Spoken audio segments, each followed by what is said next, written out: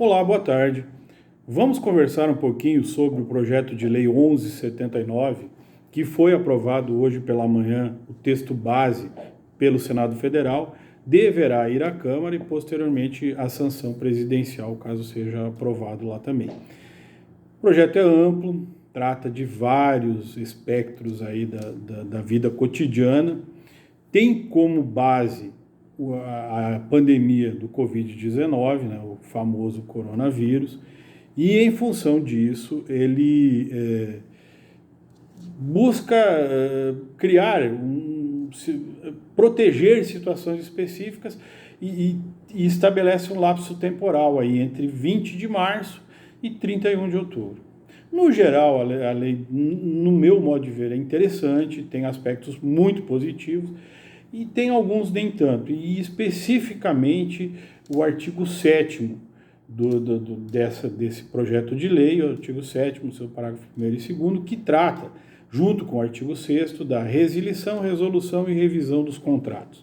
O artigo 7º, na verdade, ele impõe limitações à teoria da imprevisão. A teoria da imprevisão é antiga no nosso direito, vem do latim redibus sic stantibus, eu sempre dou uma esquecida nisso, mas é antiga essa frase, essa cláusula, na verdade, e ela estabelece que enquanto as coisas estiverem no estado original, havendo uma mudança, e embora ela tenha um nome no Brasil de teoria da imprevisão, ela não abriga só fatos imprevistos, ela abriga principalmente fatos extraordinários, que é o que pode vir a acontecer agora com essa pandemia, cujos efeitos nem o Senado pode prever, nem eu, nem vocês, nem o Trump, nem o Bolsonaro, nem ninguém. O que se sabe é que é muito provável que teremos uma situação de pós-guerra, uma situação realmente complicada, mas a extensão disso nós não sabemos. E aí que vem o primeiro erro desse normativo. Por que limitar uma coisa que o próprio judiciário, caso entenda que não houve o fato excepcional, o imprevisto, ele tem segurado.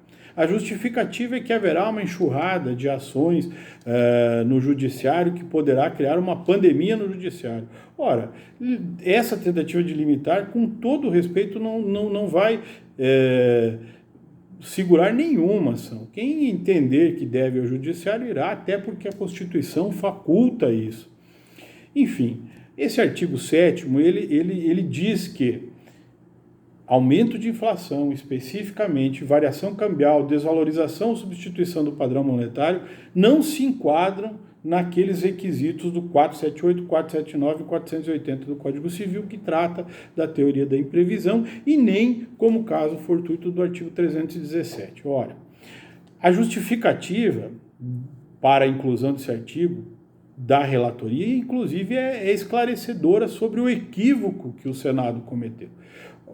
A justificativa de que a inflação não é um fato previsível no nosso ordenamento jurídico ou na nossa economia, vem de está expresso lá, foi citado uma decisão de 1996. Ora, 1996, o Plano Real tinha 2 anos. Vínhamos de uma inflação absurda, que chegou a ultrapassar os 80% ao mês. Então, em 1996, realmente, a inflação no Brasil não seria um fato extraordinário nem imprevisível. Alguns contratos eram até anteriores a 1994, quando do Plano Real. Porém, hoje nós estamos em 2020, nós temos 26 anos de uma economia que já tem bases mais sólidas e que ninguém que nasceu depois de 1994 conviveu com inflação realmente efetiva ou de alta, fora de controle. Agora imagine, se hoje a inflação que é menos de 0,5% ao mês vier a ser 2, 3, 4, 5% ao mês, nós vamos dizer que isso não é um fato imprevisível, que não estamos diante de uma excepcionalidade. Não há como. Tudo bem, volto a dizer, o judiciário tem entendido mas isso com base no que se vivia antigamente. Nós não podemos, e o direito é dinâmico, medir as situações de hoje pelo que aconteceu na década de 90. E a mesma coisa vale para a variação cambial. A justificativa para não incluir a variação cambial na teoria da imprevisão é que variação cambial é previsível. Sim, nós vemos aí, nós ficamos durante 2 décadas onde o máximo que o dólar tinha chegado foi 13,80. Ele ultrapassou essa barreira há menos de um ano e a de 5 há poucos dias, anteriores à pandemia, por fatores externos, mas nós vemos há 2 décadas e meia com um dólar que não flutua tanto. Imagine hoje o dólar ir a R$10, ou a 8, ou a 9. A economia nossa, o agronegócio, para. Mas e como dizer que isto não é um fato imprevisível?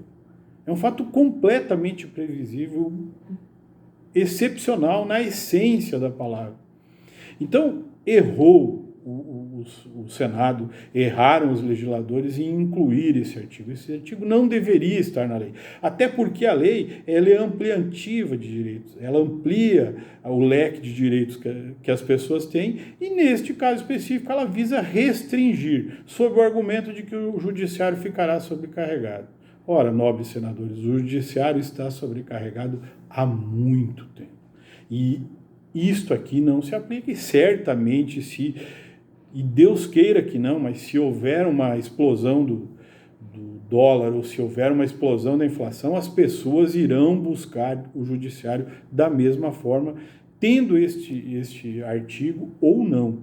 E aí o parágrafo 1º do artigo 7º exclui o Código de Defesa do Consumidor, compreensível, não vou entrar nessa seara, e exclui a lei de locações. Aí já fica uma situação diferente. Um exemplo, a maior parte das agências bancárias no Brasil, a grande parte, são imóveis locados. Os bancos incentivam as pessoas a construírem dentro daquele modelo que eles precisam e locam, pagam aluguel, que é mais interessante para eles. Os bancos podem pedir, se a inflação e a correção certamente pela inflação, a inflação sair dos parâmetros normais, os bancos poderão pedir aos proprietários dos seus imóveis que reduzam e podem propor uma revisão de aluguel.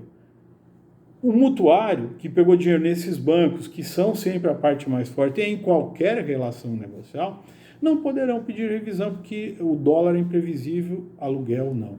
Então, assim, pode esse tipo de artigo de lei causar uma demanda maior até do que a que eles visaram coibir. Eu, honestamente, acredito, tenho certeza, convicção de que estaríamos melhor sem esse artigo e de que queiramos todos que não cheguemos a esse ponto de uma inflação descontrolada, de um dólar em valores estratosféricos, que ele já está muito alto, mas se isso vier a acontecer, isso aqui cai por terra com toda certeza. Tem outros aspectos, a lei é ampla, quem sabe numa próxima oportunidade conversamos, mas eu gostaria de expressar a minha avaliação desse artigo específico. Creio, sendo repetitivo, que o Senado deveria, no mínimo, não ter incluído isso aí. Deixar para o judiciário decidir se uma eventual inflação de 2%, 3%, 5% ao mês, não estou dizendo que ela acontecerá, mas se ela vier a acontecer, eles deveriam ter deixado para que o judiciário decidisse se isso é ou não um fato extraordinário. Não definir isso por lei. Tá certo? Boa tarde.